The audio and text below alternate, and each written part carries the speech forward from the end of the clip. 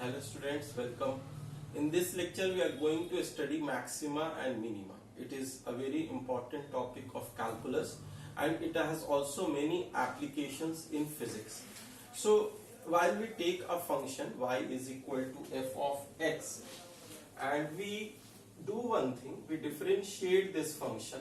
Either we call this y dash or we say it is f dash of x. Then when this function equated to 0 give you some values of x. We don't know what those values are, but we assume that for any function we have some set of values. So we have x0, x1, let us suppose these are the values, and these values are called critical points.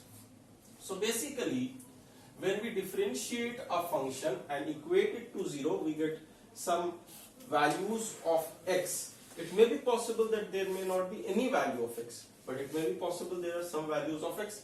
We call them as critical points. In the next step, what we do, we double differentiate this function and then we put these values in place of x. So suppose I am putting x0. So f double dash of x0 I am finding out, and if it is coming out to be greater than 0, then we say that this x0 is a point of minima.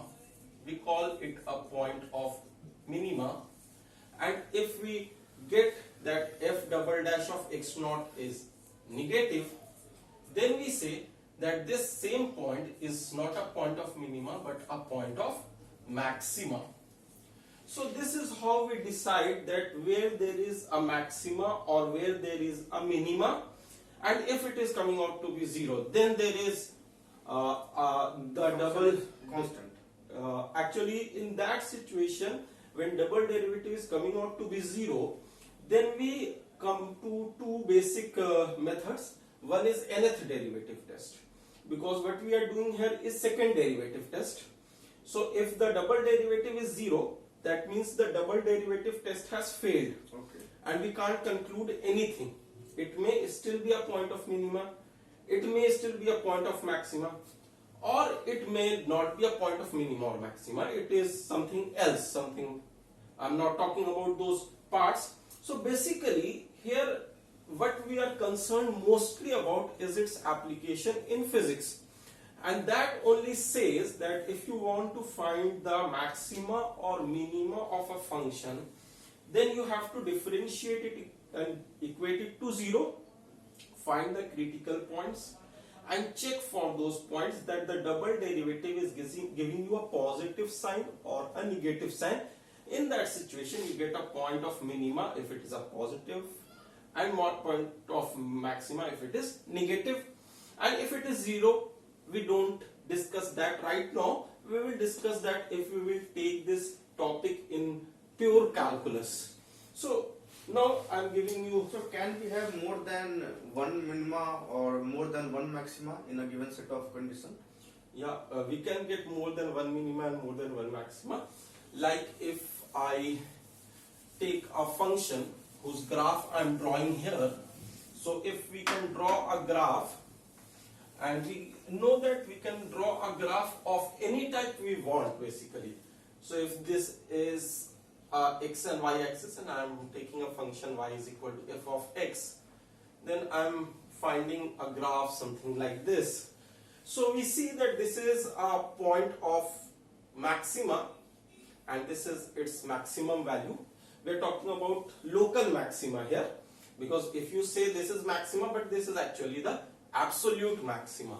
So I am talking about local maxima, that means this value is greater than its right value and is also greater than its left value. This point represents maxima in its surrounding, Yeah, not this- the absolute maxima of the function. Yeah, this point is maxima in its surrounding. From here to here, we take any surrounding. So this is a maxima, local maxima generally we say.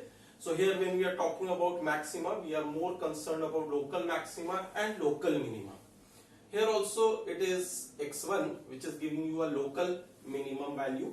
So this is a point of local minima, and there is again a point of local maxima which is give you local maximum value f of x2, and similarly x3 is also a point of local minima and it is giving you local minimum value. So basically we can get many local maxima or local minima, and it may be possible that a function may not have any local maxima or local minima if I take a simple function which is called fx is equal to x cube. We can see from its It's a graph. continuously increasing function or decreasing in the Yeah, other it side. is either continuously increasing or it is continuously decreasing. So this is not having any maxima or minima here. In some situation we may have a maxima but not minima. We may have a minima but not maxima. So I am taking an example here. Mathematically, how can we find maxima and minima? So if I write that there is a function fx which is actually x square plus 2x. Now we want to find, without drawing the graph, we will also draw the graph, but right now without drawing the graph, so I will request Pawan sir to please find the maxima and minima of this function. So student, I am just going to follow the steps described by Subbu sir. I am not going to do anything extra here.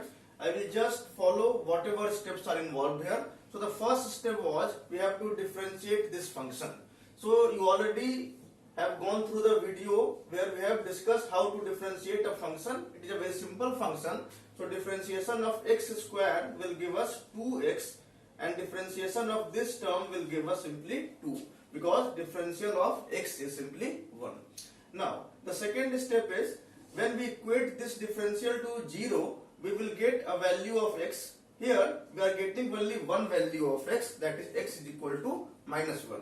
Now we have to test at this value, this function, when we differentiate this function twice, whether the function will give positive value or negative value. So now I am going to differentiate it again. So f double prime x, that is double differential of this function, and here it is 2. So we know that the double differential is positive, and it simply means that this function will have a value that is minimum at the value of x is equal to minus 1.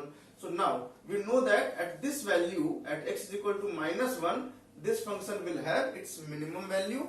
What is that minimum value? So we just will put that value into the equation, and it is 1 minus 2, that is minus 1. So at x is equal to minus 1, this function has a local minimum value, and local minimum value, and that value is equal to minus 1 here. So if we see this function and we want to draw its graph, so what you will see that when you will try to draw the graph, it is having two roots, x is equal to 0 and x is equal to minus 2. These two roots are there when you equate it to 0, and you draw a graph which is actually a quadratic expression. So you see that this is the graph of this function. This graph is also called as a parabola. Yeah, it is a parabola, upward opening parabola. And if you see here, the minimum value which is coming out here graphically and mathematically, that value is minus 1, and the output which it is giving is also minus 1. Okay, so we have learned two methods. If we know how to draw a graph, we can directly get the graph value from the graph, and the second method is that we have learned here is to differentiate the function, and then we will follow the condition described in this lecture. So in the next lecture you are going to see that how we are finding the value of y is equal to sine x, basically at its local minima and its local maxima point in the interval x belonging to 0, 2 pi. In this interval we want to find all the maximum values, or we say local maximum values and local minimum values, and also the points at which these local maximum and minimum values are coming out. So that is also your homework for the next lecture, and we will discuss some application in physics. Thank you, students. Thank you.